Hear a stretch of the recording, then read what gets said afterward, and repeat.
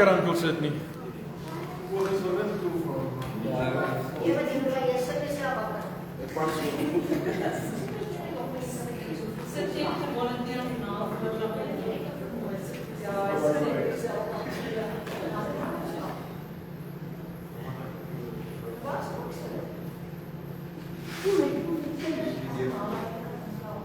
Hoekom nie? Kom ons aan die diens op 1 Januarie. As die diens môre.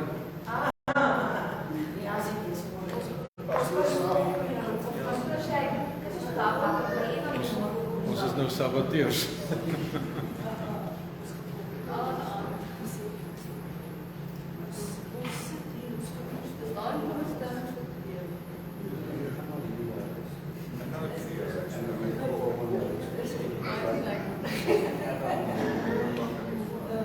Goed.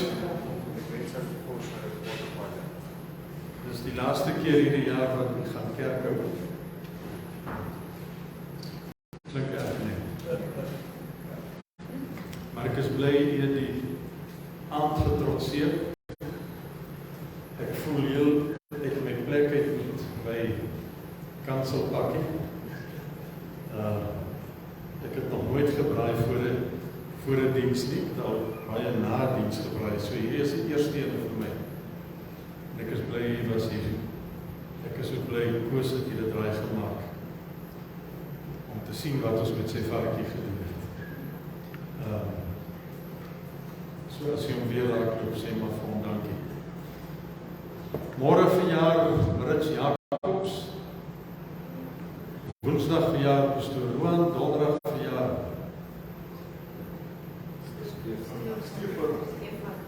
Stefan Weideman, en dan AP, en iewers moet Jackie weer verjaar, en dan Hans Willem, wat later in die maand verjaar.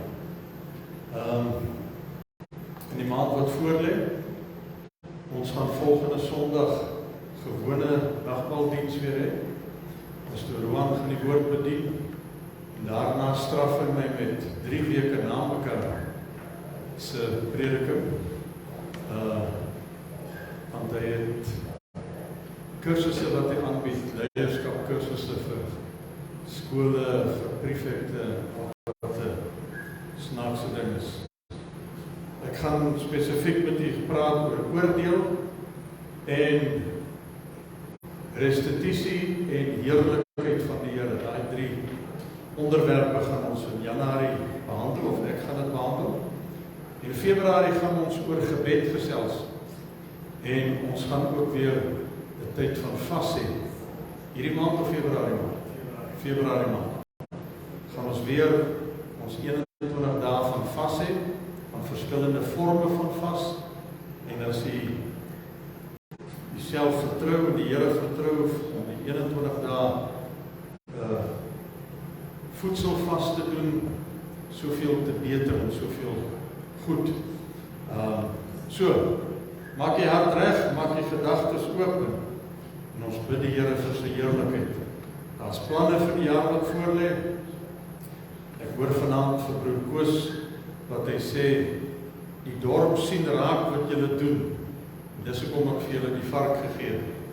So as die dorp raak sien wat u doen, dan weet ons, daar is iets aan die gebeur. Kyk net hoe baie het ek versit nie se ma hier in die kerk. En Roxie se ma in die kerk. So, dit gaan al met ons baie goed. En Gerard, wat van Grootwind. Baie dankie nogmaals vir elkeen se ondersteuning in die jaar wat verby is. En myself wat operasie ondergaan het, ander wat ander belewennisse gehad het. Vertrou God om die hand styf vas te hou en u te seën en u sy vrede te laat ervaar. Ek het vanmôre Psalm 31 was my gebedspsalm. Hy sê in vers 16: My tye is in u hand. Red my uit die hand van die vyand en van my vervolgers. My tye is in u hand. En dis die beste wat ek kan doen. Agtertoe in die Bybel lees ons, Wie is jy ou mens wat dink dat jy kan sê, ek gaan hierdie maand daar besigheid doen, sonder om te sê, as die Here wil. So my lewe, my alles is in die hand van die Here, en ek bid dit ook vir u, in die jare wat voorlê. Kom ons staan en ons bid saam en ons begin die Here te loof, in die gebed, kom in aanbidding voor die Here, ons gee alles oor vir hom, ons gee al ons lewensgedagtes en ideale vir hom. Here, aan u die lof en die eer en die heerlikheid. Here is die naam oor die ganse aarde. Heilig, heilig, heilig is die Here God, die Almagtige. Here, u het ons geskep, u het ons voorberei, u het die Heilige Gees in ons harte gegee. Here, ons het nuwe skepsele geword deur die bloed van Jesus, en u woord is 'n lamp vir ons voet en 'n lig vir ons pad. Dankie Here vir broers en susters, dankie Here vir genade op genade, dankie Here vir die liefde van Jesus Christus, dat alle verstand te bowe gaan. Dankie Here dat u ons vanaand so bymekaar gebring het, en dat ons kan kyk in die lewe in die toekoms in. Dit wat agter is, definieer my nie, maar dit wat voor is, dis waartoe ek op pad is met Jesus Christus as verlosser en saligmaker, die einddoel van my geloof. En dis waar ek my fokus stel, Here, op die einddoel van my geloof. Here, ontvang ons lof vir die jaar wat verby is. Ontvang ons dankbaarheid vir u seëninge en die goedheid. Ontvang al die lof en die eer en die heerlikheid, want dit kom u toe, want u is vir ons goed, Here.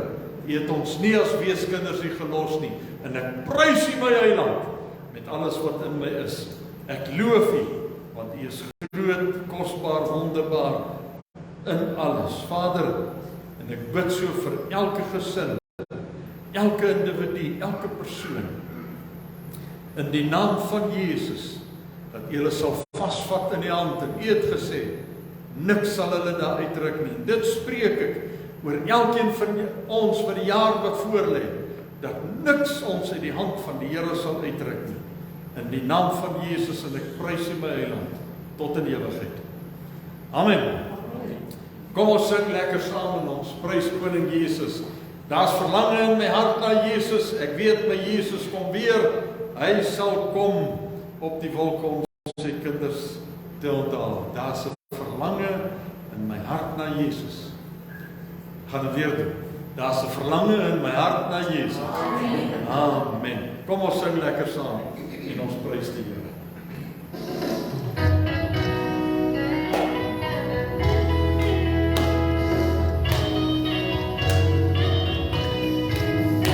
Daar's verlange in my hart na Jesus. Daar's verlange in my hart om hom te sien. Vir die wêreld se goed, vir die sware stryd en spoed. Daar's verlange in my hart na hom. Daar's verlange in my hart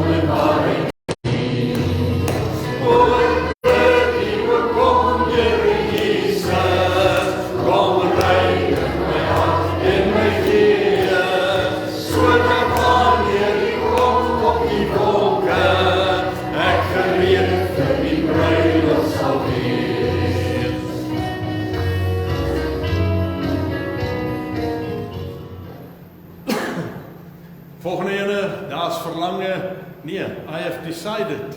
Is dit reg sien? I have decided to follow Jesus.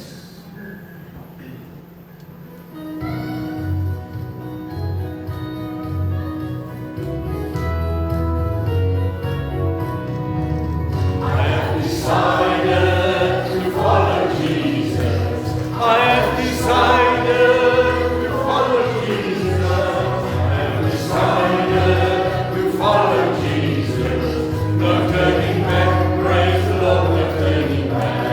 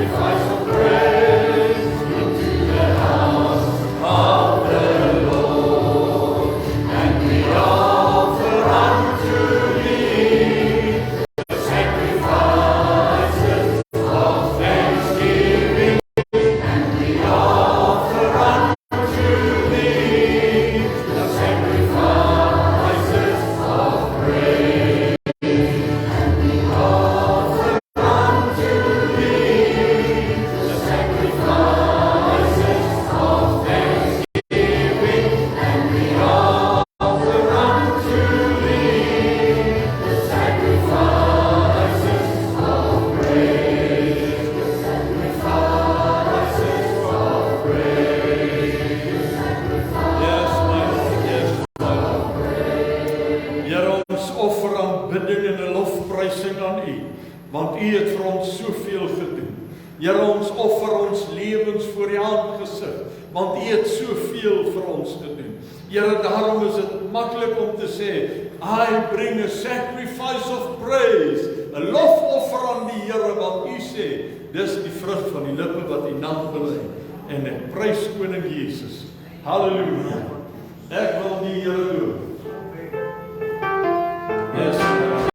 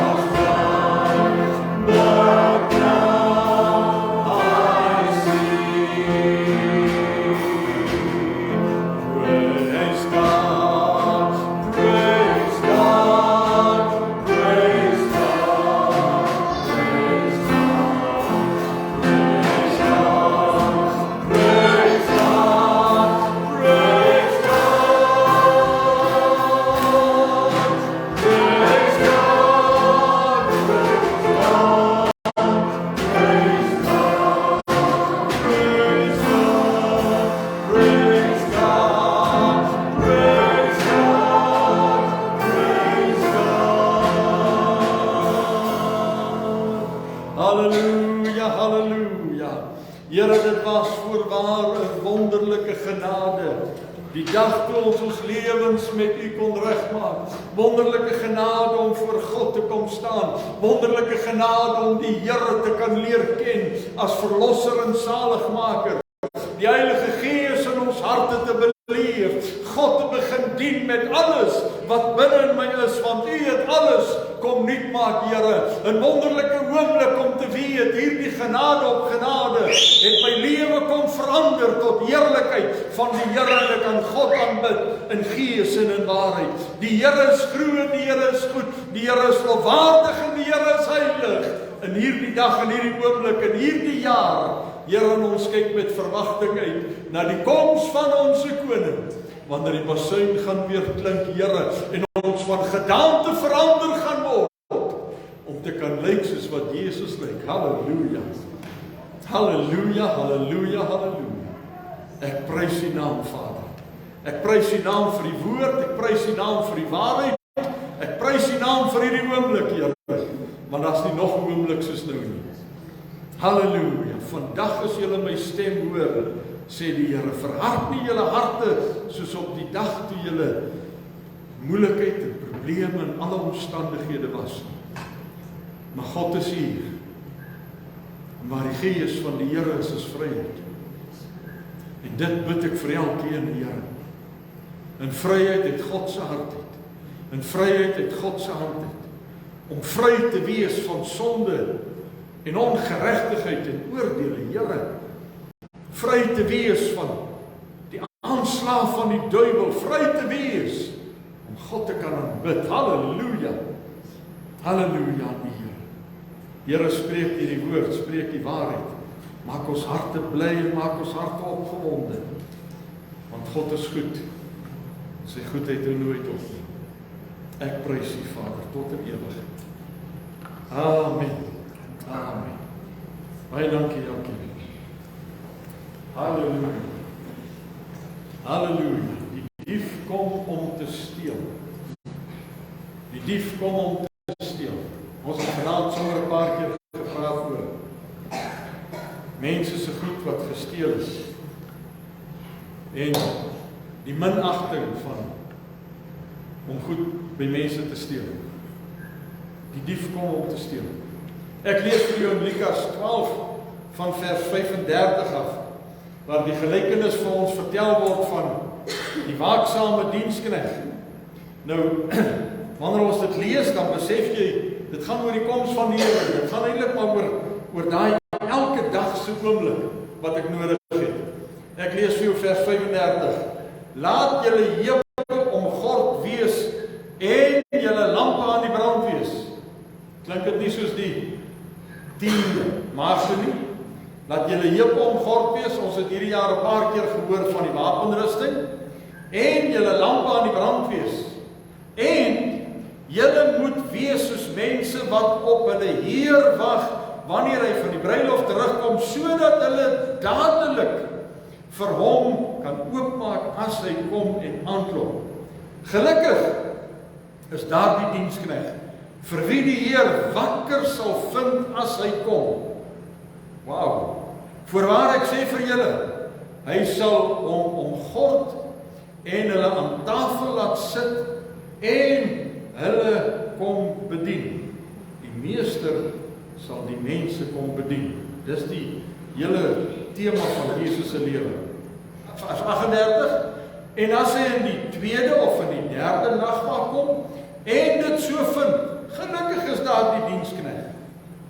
Maar weet dit, as die huisheer geweet het op watter uur die dief sou kom, sou hy gewaak het en nie in sy huis laat inbreek het nie.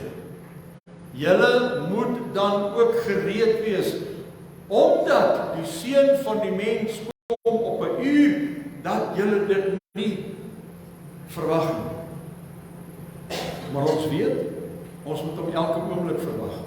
Toe sê Petrus vir Jesus, Here, vertel U hierdie gelykenis vir ons, of ook vir almal? Ons wil mos graag weet, want die Here met my praat, en wanneer hy met ander mense ook praat. En ons is so bang, hy praat net met ons, nee. En die Here antwoord hom, wie is dan die getroue en verstandige bestuurder, wat die Heer oor sy diensvolk sal aanstel, om hulle rantsoen op tyd te gee? Gelukkig is daardie diensknegt, vir wie sy Heer as hy kom, so besig sal vind. Die Here antwoord nie op sy vraag. Vers 44, waarlik, ek sê vir julle, hy sal hom oor al sy besittings aanstel. 45, maar as daardie diensknegt in sy hart sê, my Heer, tel hom om te kom, en hy diensknegt en diensmaagd te begin slaan, en begin eet en drink en dronk word, dan sal die Heer van daardie diensknegt om op 'n dag dat hy dit nie verwag nie en op 'n uur wat hy dit nie weet nie, en sal hom pynig en hom 'n deelgenoot maak van die ontroues. En daardie diensknegt wat die wil van sy Heer geken het en nie klaar gemaak of volgens sy wil gedoen het nie, sal met baie slae geslaan word. 48, maar hy wat nie geweet het en gedoen het, wat slaag verdien, sal met min slaag geslaan word. En ons vra maar daarvoor, nee. En elkeen aan wie veel gegee is, van hom sal veel gevorder word, en aan wie hulle veel toevertrou het, van hom sal hulle oorvloedig eis. Eintlik skrikwekkende woorde as 'n mens dit so lees. As die diensknegt kom, hy sê, is jy besig met sy sake? Matteus 25:13 sê die Here Jesus, hy sê, waak dan, omdat julle die dag en die uur nie weet waarom die Seun van die mens kom. Waak dan. Met ander woorde, wees op julle hoede. Nou hier sit ons alweer by 'n ou jaar, ons het al 'n bietjie gesels daaroor vandag, en nog 'n jaar met al sy gebeure en al sy dinge en al sy omstandighede het by ons verbygegaan, verbygevlieg, verbygegly. Dit voel amper soos nou die dag. En ek kom en ek vra vir jou, het jy nader aan Jesus beweeg hierdie jaar? Het jy nader aan Jesus beweeg hierdie jaar? Is jy 'n beter mens na alles wat jy beleef het?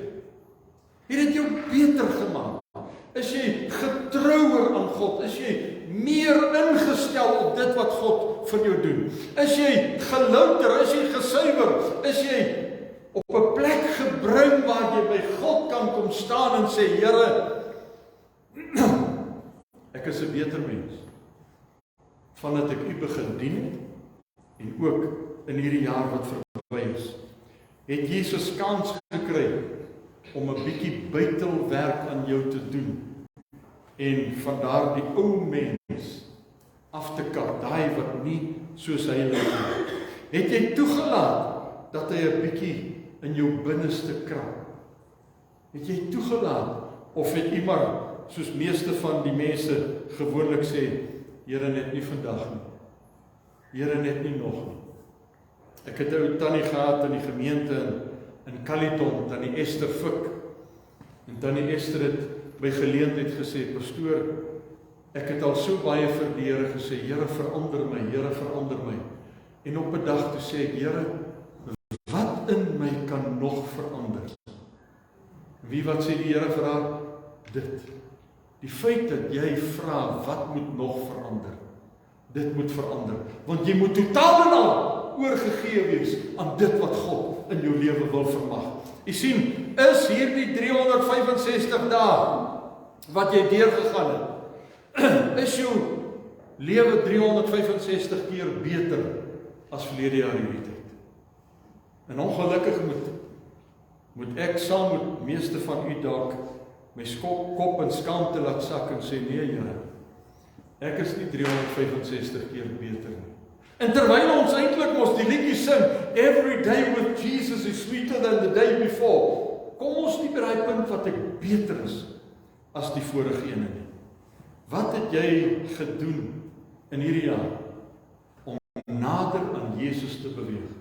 Want hy het gesê, nader tot my en ek sal tot julle nader. Soos ek nader aan hom geloop het, dan moet ek en hy nou al, hoe die ou gesê, ons is so. Nee. Is jy en Jesus, my ou vingers wil nou nie meer kruis nie. Is jy en Jesus al so, of sal ek so maak? Is jy en Jesus so, het julle so naby aan mekaar gekom, dat julle een kan wees, om meer soos Jesus te wees? Is dit wat jy hierdie jaar deurgegaan het? Waar sou jy gewees het, as Jesus gekom het? Nou ons lawies, ons vra ons daai vraag. Waar sou ek gewees het, as Jesus gekom het? Waar sou ek gewees het, as ek hierdie jaar gesterf het, of van daardie moeilike tye gesterf het? Nou daar's 5 stukkies raad wat ek vanaand vir jou wil gee. En die eerste ene van hierdie 5 stukkies raad is die waarskuwing wat vir ons almal uitgespreek word. Hy sê dit hier in vers Lukas 21 vers 34. Maar pas op vir jouself. Dis die eerste stukkie raad wat jy moet vat vir die jaar wat voorlê. Pas op vir jouself. Ons hoef nie na mekaar te kyk en te wonder wie gaan wat teenoor my sê nie. Ons het genoeg daarvan gehad in die jaar wat verby is. Dat mense dinge sê, maar jy hoef nie te oppas daarvoor nie. Pas op vir jouself. Pas op vir die dinge wat jy mee doenig raak. Daardie dinge wat kom en in jou geloof wil verongeluk. Pas op vir jouself. Pas op wat jy doen, pas op waar jy kom, pas op waar jy jouself besig vind. Ons het in die Sondagskool vir die kinders altyd 'n liedjie geleer. Be careful little eyes what you see. Be careful little ears what you hear. Pas op vir dit wat jy sien en hoor en deel van word. Hy gaan hier aan, hy sê in hierdie Lukas 21, hy sê dat julle harte nie miskien beswaar word deur swelgerye nie. Ons het al hierdie woordjie gehanteer in die jaar.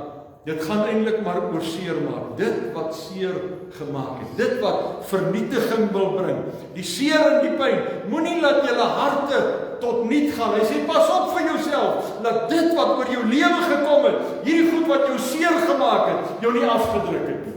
En ons het dit gesien. Dat mense beleef, ek is aangeraak, ek is aangeval, ek is seer gemaak en onmiddellik reageer ek en ek loop weg van die Here af of ek loop my eie pad. Hy sê pas op vir dronkenskappe. Ek weet vir baie mense is dit 'n uitkoms om dronk te gaan word. Die skrif praat daarvan. Salomo skrywe, hy sê mense gaan om te drink om hulle sorges te vergeet. Maar dit help jou niks nie want jy moet weer terugkom en weer jouself in die oë kyk. Hy sê pas op vir die sorge van die lewe.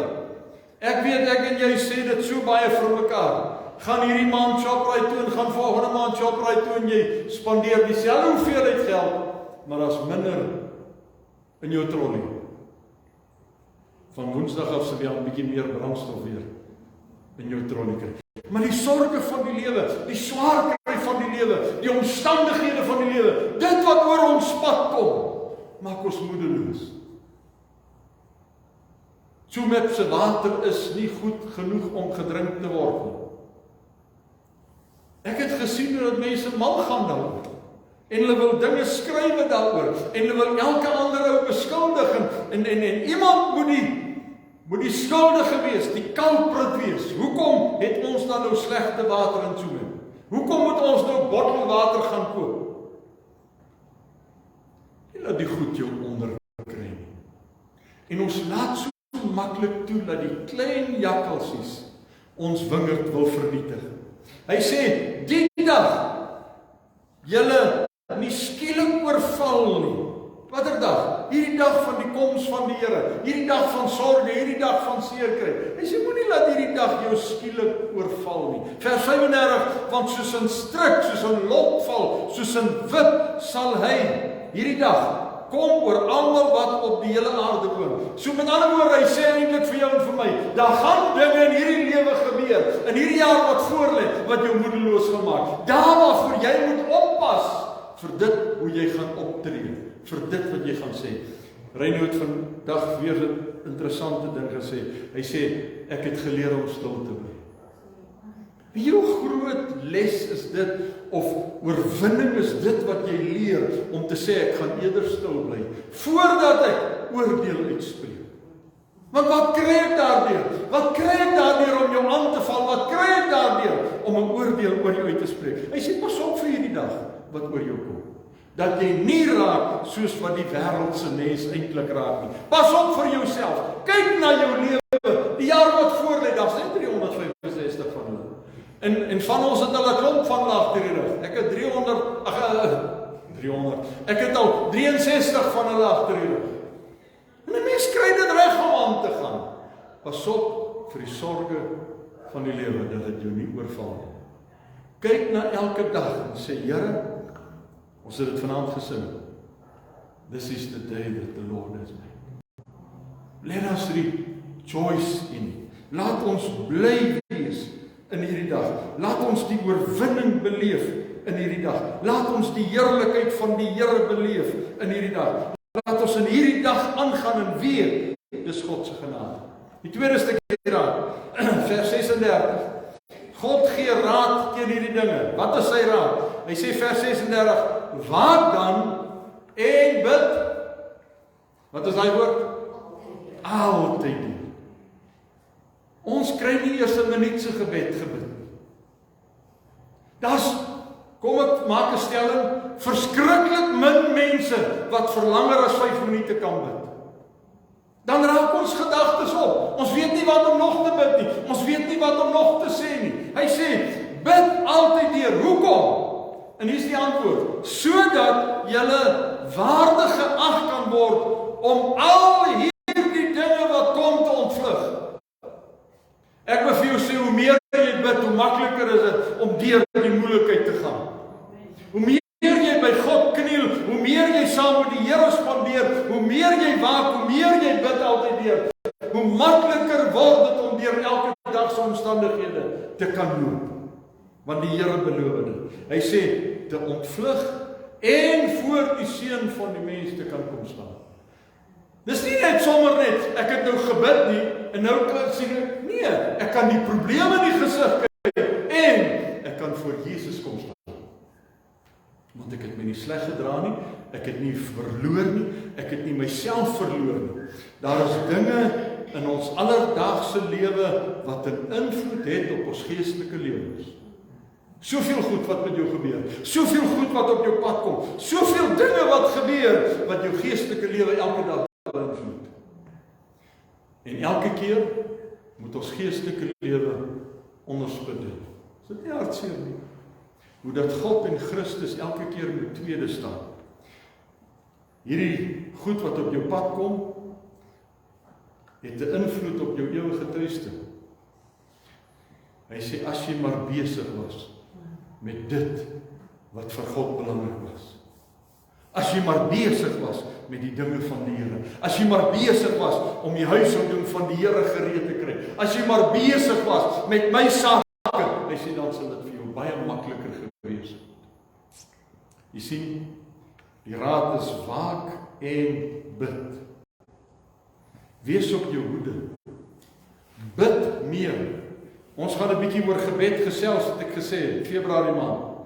Om ernstiger te bid en kragtiger te bid. Ek kyk 'n video van 'n prediker wat oor die goed praat, en hy sê, ons het papbroeke geword in ons gebedslewe. Ons is te bang om vir die duiwel te sê, gaan. Hoekom? Ons is te bang om vir iemand te bid wat siek is. Ons is te bang om sekere goed te sê teen die wêreld, teen die sonde, teen al die gemors wat in die wêreld is. Ons is te bang om vir die sorge van die lewe te sê, dis nou klaar. Ek is meer as 'n oorwinnaar deur Christus Jesus wat ons die krag gee.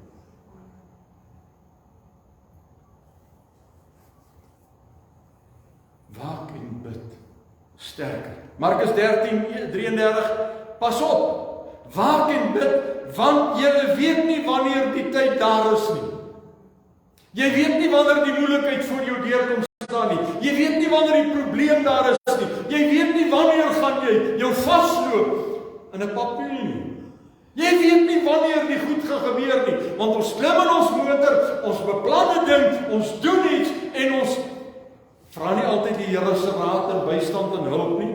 En ons doen dit en dit gaan dood eenvoudig en jy weet nie wat voor jou gaan lê nie.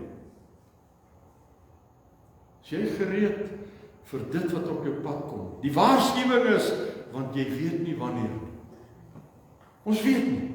Ons weet nie wanneer die moeilikheid voor die deur kom staan nie. Ongelukke van die lewe tref 'n mens. Siekte en dood kom op jou pad en dit kom staan voor jou deur en dit ontspoor jou lewe geweldig, want ons weet nie wanneer nie. Werkloosheid, armoede, dit kom en dit maak 'n mens moedeloos. Jy verloor alles. En ongeloof maak jou rusteloos, want ek weet nie wanneer. Ek het gedog ek gaan nog skool gee totdat ek stokoud is. Toe loop die skool van my weg. En jy weet nie wanneer. Waak en bid, want dis hoe jy deur hierdie omstandighede kom. Ons ken die storie van Daniël. Daniël het die leeukuil episode oorwin lank voor die tyd. Want hy was in gebed, en toe hy in gebed was, die Bybel sê vir ons, 3 keer op 'n dag het hy sy kamervenster oopgemaak, en die hele dorp kon sien, hoe dat hy in gebed met God gaan, en toe hulle hom in die leeukuil gooi, toe weet die engele klaar om die leeu se bekke toe te maak. Die Bybel sê, en engele het gegaan en die leeu se bekke toegemaak. Hoekom? Want hy het lank voor die tyd in gebed. Waak en bid, sodat wanneer die moeilikheid inkom, jy gereed is vir hom. Jy klaar die oorwinning behaal het. David was koning lank voordat Samuel hom gesalf het as koning. Lank voor die tyd was hy koning gewees. Hy het lank voor die tyd, het hy vir Goliat oorwin. Lank voor die tyd. Hoekom? Want David was 'n man wat kon waak en bid. David het in gebed met God verkeer. Ek is weer besig, vandag vir iemand het verslawies gesê, ek is besig om weer die psalms te bid. Dan kom jy agter hoeveel keer hy gebid het, en dan selfs hy wat na God toe kom en sê, Here, hoor U my nie? Want hy het in gebed met God verkeer. Hy het seker al die 10de, die 20ste keer gebid. Maar wie die dag toe hy teen Goliat te staan kom, toe sê hy, ek het die leeu en die beer oorwin. Wie is jy? Want met my God loop ek 'n bybelstap. Want hy het in gebed met God verkeer. Jy sien, lank voordat jy voor die probleem kom, en jy's 'n bidder, is jy gereed vir watter probleem ook al in jou pad kom. Vat dit, hoe het ons altyd gesê, sit dit in jou pyp en rook dit. Ek wil jy moet begin doen. Maar hoorie, vat dit en kou daaraan en sê, die jaar wat voor lê, kom ek bid 'n bietjie vir dit wat so onverwags op my pad kom. Ek my vrou se kar uit die garage het wil ry, en sy battery lig en wil eers dood aangaan. En ek sleep hom agter hy Ford, laat sy engine raas. Gedagslawies gaan met my raas vandag daaroor. En hy wil nie vat nie. Wat doen jy? Daar's baie maniere om op te tree. Stoot hom in die garage dat hy staan.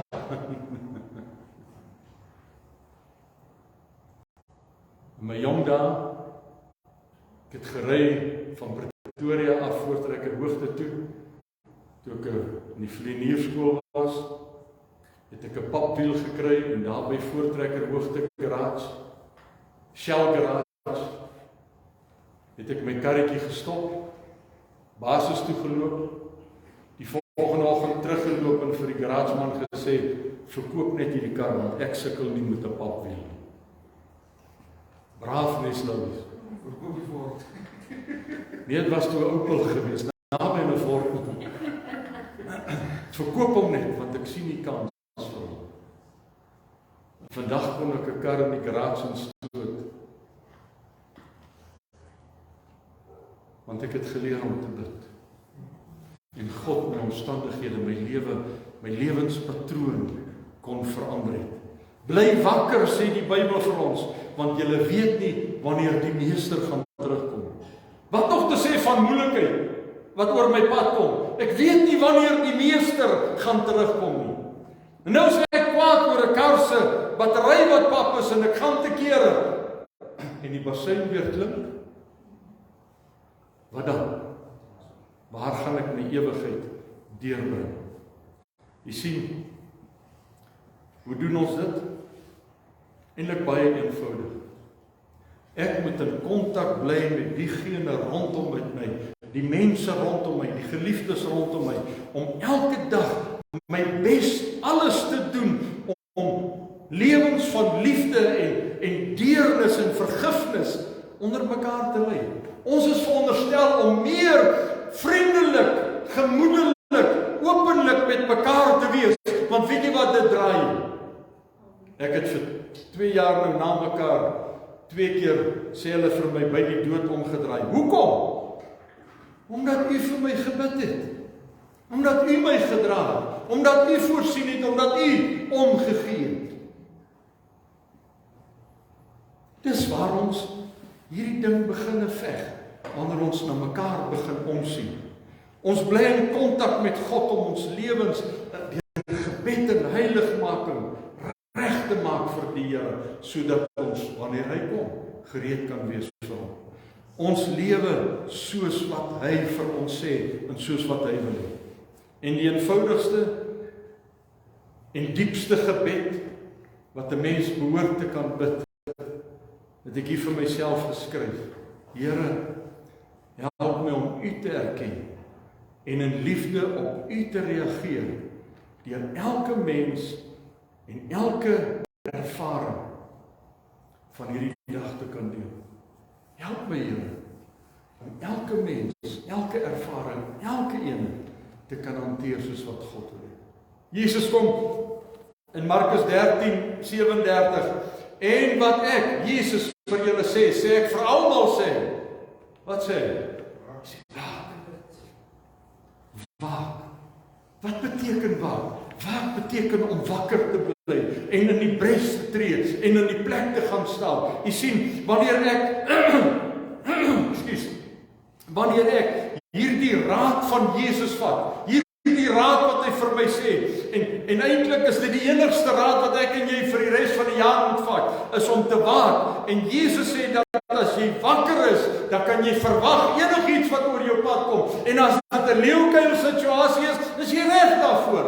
Wanneer dit 'n Goliat is jy reg daarvoor. Wanneer dit 'n rooi see is jy reg daarvoor. Wanneer dit 'n wet is, wanneer dit 'n berg is, wanneer dit wat ook al is, want jy het gewaak, jy is ingebid. Ons het in Pinkstertyd deur die tyd gepraat van ek is deurgebid. Ek is deurgebid. Toe ek as jong student was, het ons gou die verskoning aangeleer, want ons het dit in die gemeentes gehoor. My gebed gaan net tot by die plafon. En my God staan nie aan die kant die plafon nie. My God staan nie. So hoekom wil ek deur die plafon? God is hier. God is hier. En wanneer ek deur gebid het, is daar niks wat jou aandag aflei om met God te praat. Wanneer ek deur gebid het, is ek reg vir enige leeukuil situasie, vir enige hindernis, vir enige ding wat op my pad kom, is ek gereed. Waak, want julle weet nie wanneer die uur daar is nie. Die derde dingetjie, 1 Petrus 4 vers 7 sê, en die einde van alle dinge is naby. Glo jy dit? As ek na die lewensomstandighede kyk, en ek kyk na die profete wat hedendaags profeteer, dan wil ek vir jou sê, die einde is vrek naby. Maar dan sê hy, wees dan ingetoe en nugter om te kan bid. Wees dan ingetoe. Wees op 'n standvastige plek. Wees op 'n goeie plek. Wees op 'n plek, weer eens die wapenrusting wat ons soveel keer hierdie jaar gehoor het, sodat jy staande kan bly. Ingetoe kan wees. Met ander woorde, jy is op 'n goeie plek. Ingetoe te kan wees. En nugter by jou gesonde verstand. Wanneer jy 'n testament teken, dan vereis hulle eintlik van jou om te getuig, ek is by my volle positiewe toe ek hierdie kontrak of hierdie testament geteken het. Jy sien, broer en suster, ek en jy het soveel belewennisse in die jaar gehad, maar was jy ingetoe en was jy nugter gewees om te kan bid? Was jy standvastig in jou geloof? Het jy staande gebly in jou geloof? Het jy sterk gestaan in jou geloof? Het jy gestaan op dit wat God vir jou gebring het, wat die Satan op jou plek gegooi het, wat mense voor jou plek gegooi het? Struikelblokke vir mekaar. Maar het jy gaan standpunt inneem en sê, met my God loop ek 'n bendestorm. Met my God spring ek oor nie. Ons wil dit graag in ons eie krag doen. Maar die oomblik wanneer ek dit in my eie krag en my eie dinge se doen, dan gryp ek 'n reg vir myself.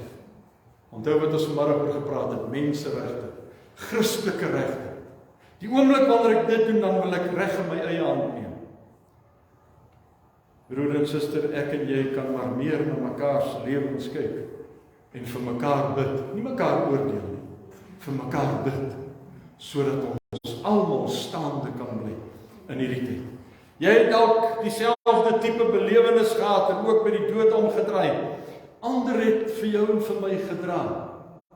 Ek lê daar in die hospitaal en hier kom 'n vriend van Magdalena aan en hy sê, "Ou Dennis, ek het vir jou gebid. Ek het jou gebid toe jy hier gelê het. Ek ken hom nie eens behoorlik nie." Weet jy, vandat ek in die hospitaal het gekom het, het hy seker elke week gebel. Het Chris gebel en gesê, "Ek wil net hoor hoe dit nou met jou gaan. Is jou wond al toe? Is die seer al weg? En hy vra dit, hoekom? Want hy het ook daardeur gegaan. En hy weet waarvan ek praat. Hy het ook daardeur gegaan en nou ondersteun hy vir my. Broer, suster, het jy onverwagste goed beleef? Jou werk verloor. Ek wil hoop jy was biddende en ander het saam met jou gebid, toe jy kon sê jou werk verloor het, dat jy nugter gewees het en positief gebly het. Dan sê vir ons, bly weg van wyn af, want daarin is losbandigheid.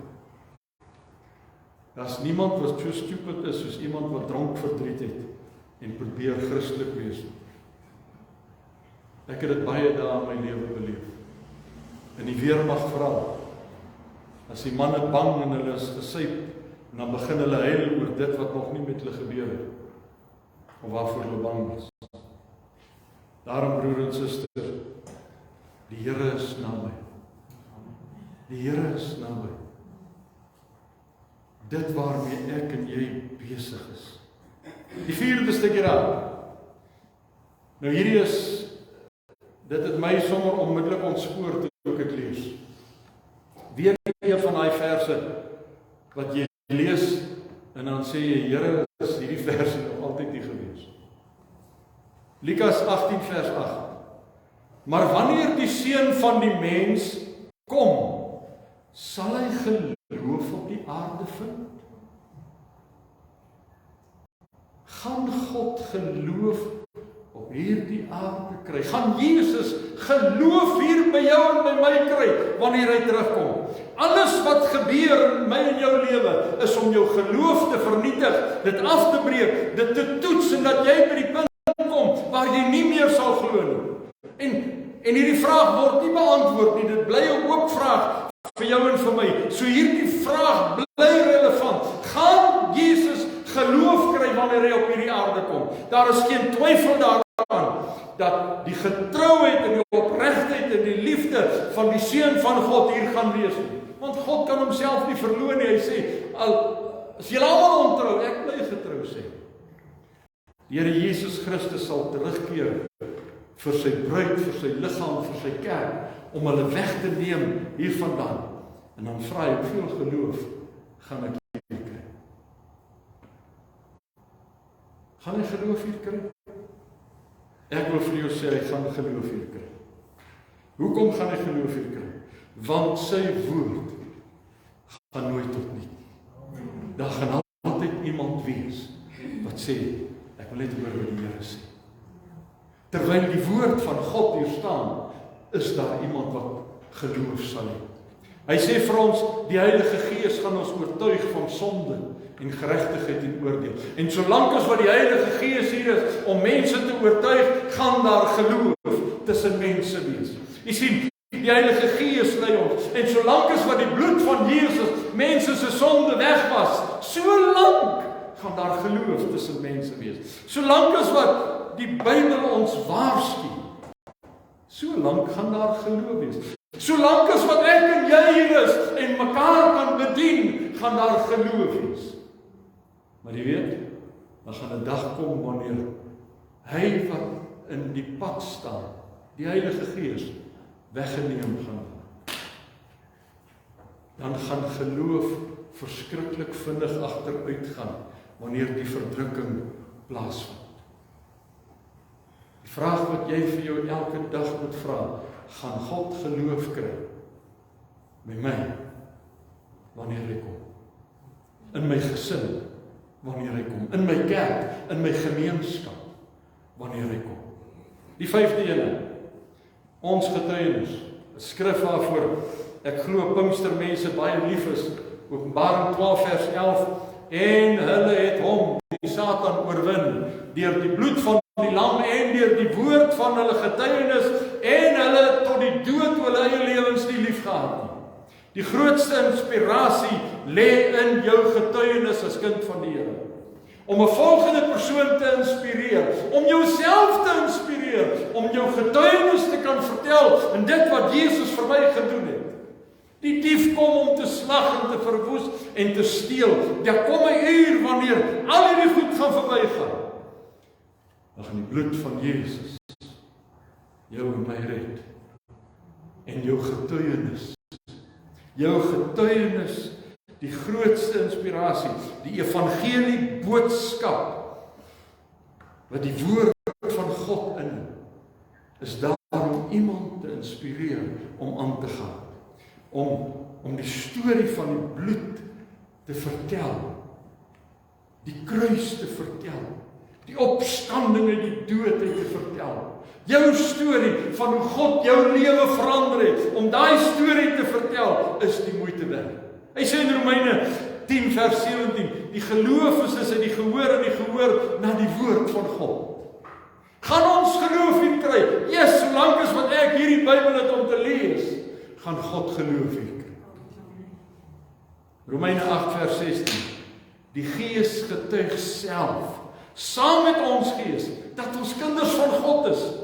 God se Heilige Gees getuig in jou hart en sê, jy's 'n kind van God. Of hy sê vir jou, jy's besig om af te daal. Of hy sê vir jou, sit nou eendag hoor, jy's koud of jy's lou. Sielewenner te wees. Om nog 'n brandhout uit die vuur te ruk. Gaan lees Esegiel 3. Waar die skrif sê, is dit nie 'n brandhout wat ek in die vuur geruk het. Iemand wat besig is om in die helse vuur te brand, en in jou hande lê die geleentheid om hom uit te ruk, die vuur dood te slaan. Kan nie vir Jesus, skrynwerker, hy en sy pa gaan veld toe, kap daar 'n boomstomp af, kap so van die takke af, maak bietjie vuur daarvan, en dan sit hulle so, doen jy dit ook, staar so in die vuur. In die volgende oomblik, kry jy die prentjie, Jagels, staan Jesus op en hy vat een van die stompe, en hy maak hom dood. En hy haal sy mes uit en hy begin te kerf. En hy maak 'n voorwerp van eer. 'n Brandhout wat uit die vuur geruk is. Ek wil vir jou sê, ek was ook so 'n brandhout, wat iemand uitgeruk het, en gesê het, Jesus Christus, wil van hierdie stuk hout wat besig is om te brand, 'n mooi stukkie meel maak. Miskien is dit jou lewe ook. 'n Brandhout uit die vuur ruk, en jy het die mag in jou getuienis om 'n ander brandhout uit die vuur uit te ruk. Die inspirasie van God se woord. Paulus inspireer my. Die apostel Paulus sê in Efesiërs 3 vanaf vers 8, hy sê, aan my, lees jy dit? Aan my, die geringste van al die heiliges. Ek weet ons wil nederig wees, en ek weet ons voel partykeer so, Here, wat kan ek doen? Hy sê aan my, ek, die geringste, die kleinste, die minste geagste, hy sê, is hierdie genade gegee.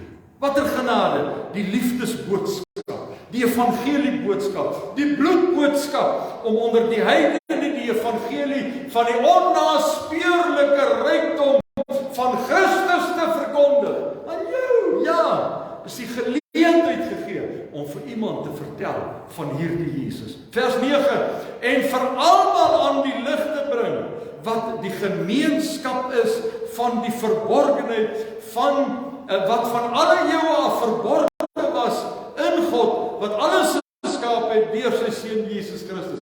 Hy sê, ek wil al hierdie goed vir jou oopmaak.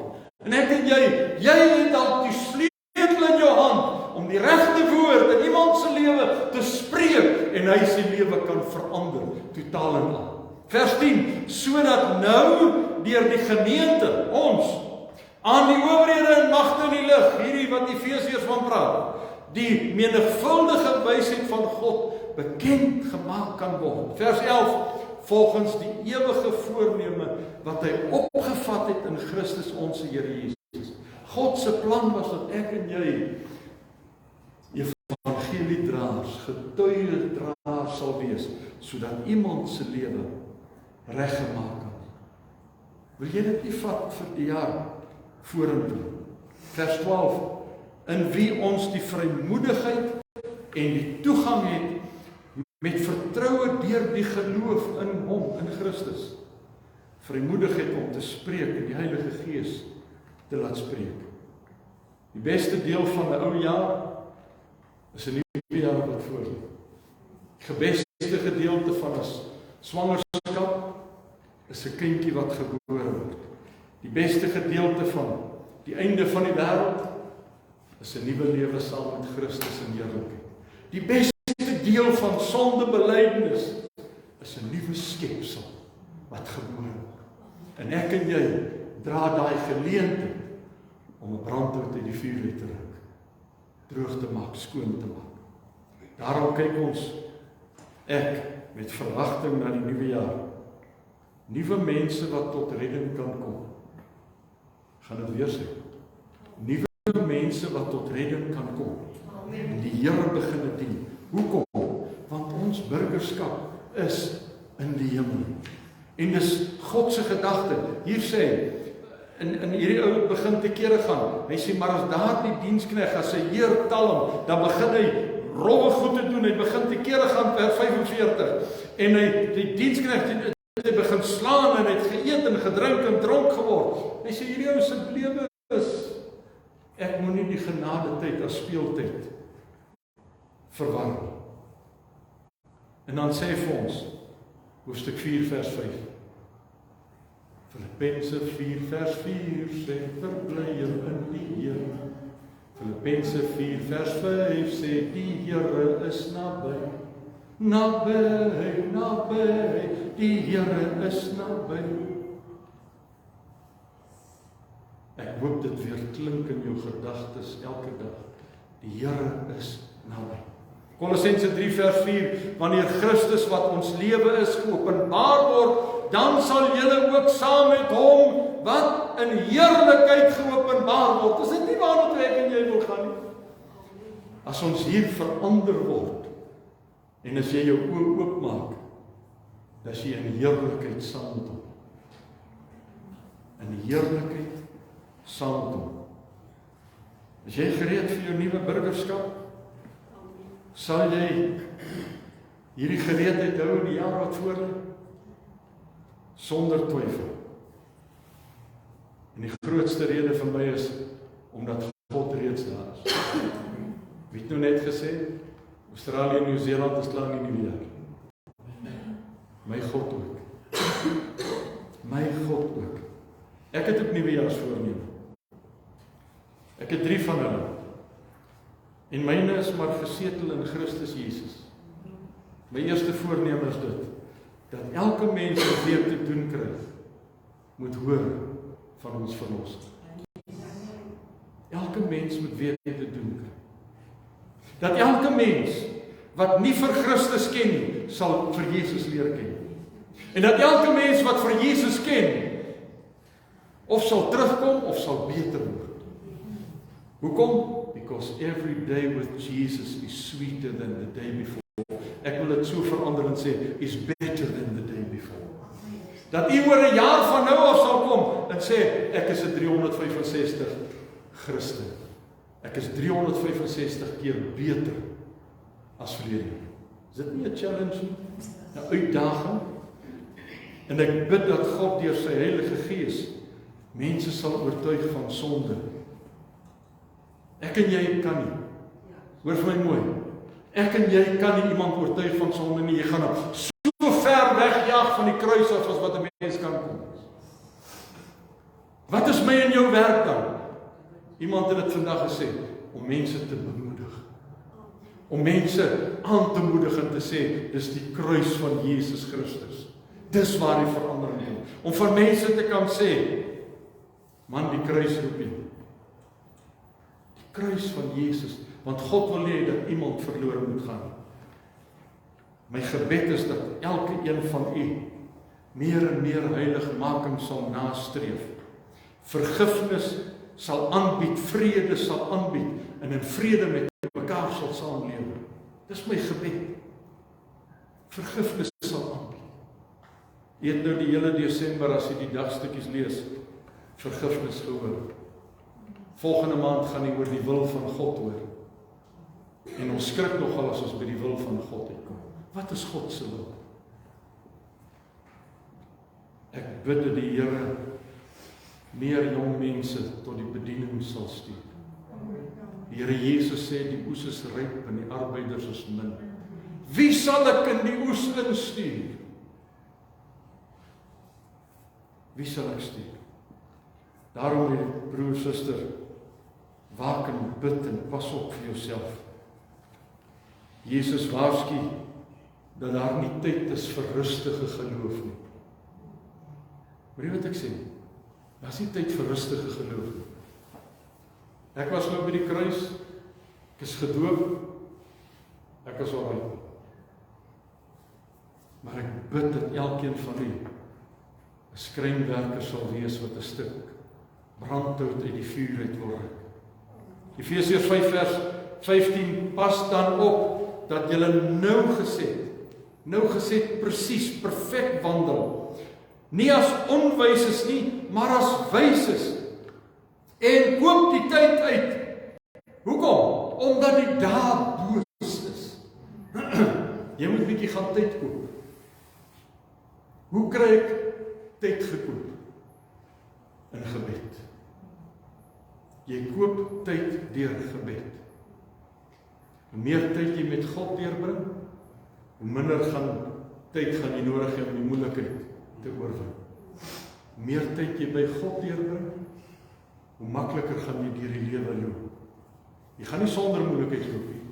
Jy gaan net gereed wees. Markus 13 vers 35, waak dan, want julle weet nie wanneer die eienaar van die huis gaan kom nie. Gaan dit wees op middernag, of gaan dit wees in die hanekraai, of gaan dit wees vroeg in die môre?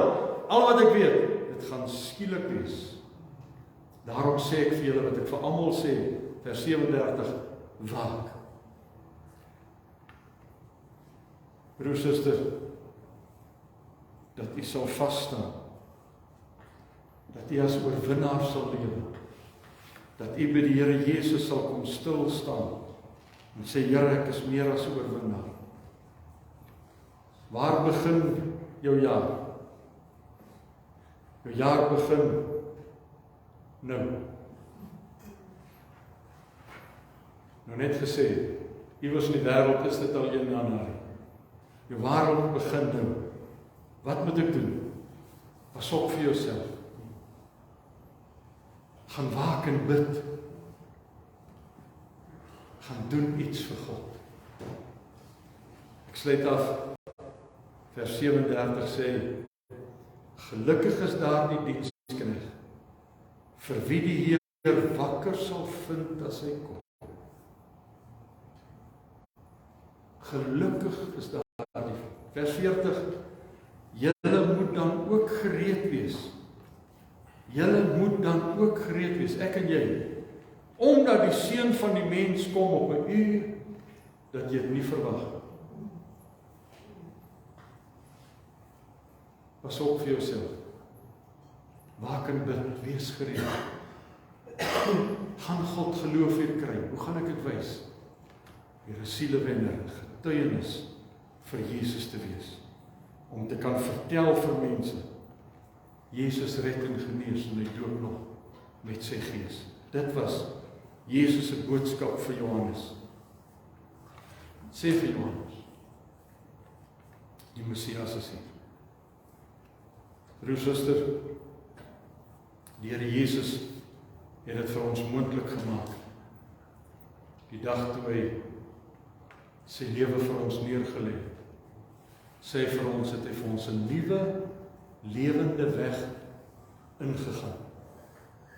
'n Weg wat ek en jy kan bewandel, 'n weg wat ek en jy kan loop, 'n weg wat ek en jy kan sê, Jesus, ek volg U. En hy sê, deur sy wonde is daar genesing. Aan die ander woorde, deur sy bloed is daar genesing. En deur sy bloed is daar vergifnis van sonde. En daarom kyk ek na Jesus en ek sê, dankie Here, vir dit wat U vir my gedoen het, sodat ek wakker kan wees, nugter kan wees, 'n getuienis kan hê, en vir ander kan vertel, dat Jesus red en genees, en hy doop nog met sy Gees. Vat 'n oomblik en sê, Here, deur al hierdie nuwejaarsvoorneme en alles wat mense het, en alles wat mense in gedagte het, en alles wat mense sê, is daar maar net een weg wat ek kan loop. Dat ek die pad van die Here loop, en dat ek sal seker maak, ek het by die kruis gekniel, my lewe vir die Here gegee, om aangeneem dat hy in my hart kom woon, en wanneer ek hierdie brood eet en hierdie beker drink, verkondig ek die dood van die Here totdat hy kom.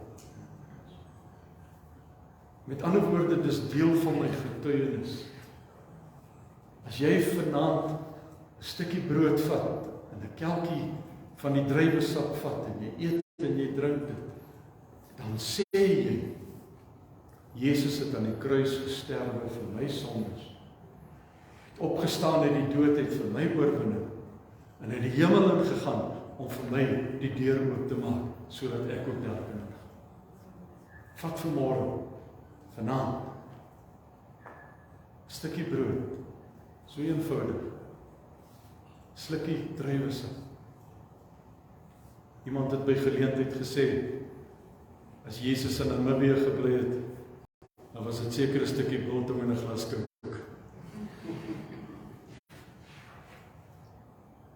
So die simbool is daar. Hy het met sy lewe, met sy bloed, vir ons betaal. Vader, die nag waarin U verraai is, het U brood geneem en nadat U gedank het, het U dit gebreek. En U het gesê, dit is my liggaam wat vir julle gebreek word. Doen dit tot my gedagtenis. Want so dikwels as julle hierdie brood eet en hierdie beker drink, verkondig julle die dood van Jesus Christus totdat hy kom. Vanaand het ons weer gehoor, die Here is naby. En terwyl hy vertoef om te kom, of dit in die middernag of by die hanekraai of by die oggend son uitkoms is, Here, ek weet om na U te kom. My lewe voor U te bring en te sê, Here, hierdie was genade in topdeel. Hierdie was genade in sy hoogste rang. En ek kan vanaand sê, dit was vir my en dit was vir jou. Hierdie Jesus van Golgotha. Ek nooi jou uit om te eet en te drink en God te verheerlik.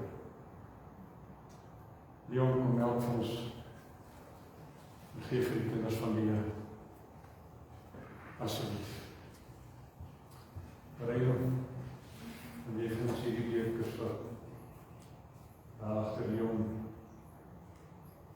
Eet daarvan en drink daarvan. En maak seker jou lewe is reg met God. Hoor vanaand die woord, pas op vir jouself. Waak en bid. Wees op julle hoede, ingetoe en waaksaam. Sal ek geloof onder julle vind. Ons het oorwin deur die woord van ons getuienis. Want die Here is naby. Dankie Jesus. Oh, dankie Jesus. Galas Shabbatas, Yabas. Iton Navakas, Yabas. Ishekerekes, Yabas. Dankie, Here. Dankie vir genade, dankie vir die bloed van Jesus. Dankie vir die woord van ons getuienis. Dankie vir die krag van God.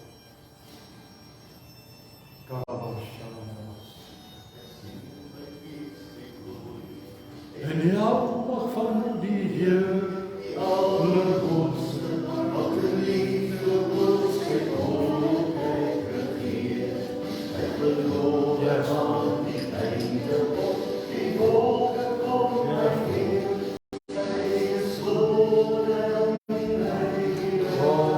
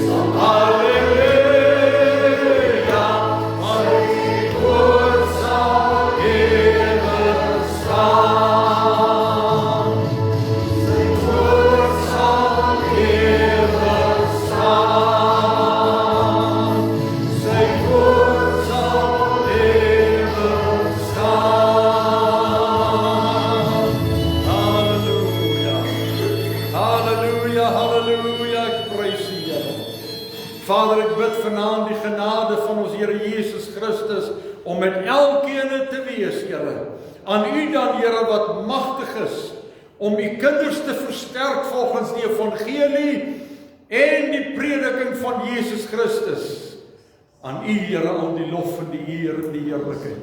Terwyl U elkeen styf vashou in die holte van die hand en te lei na hoër hoogtes.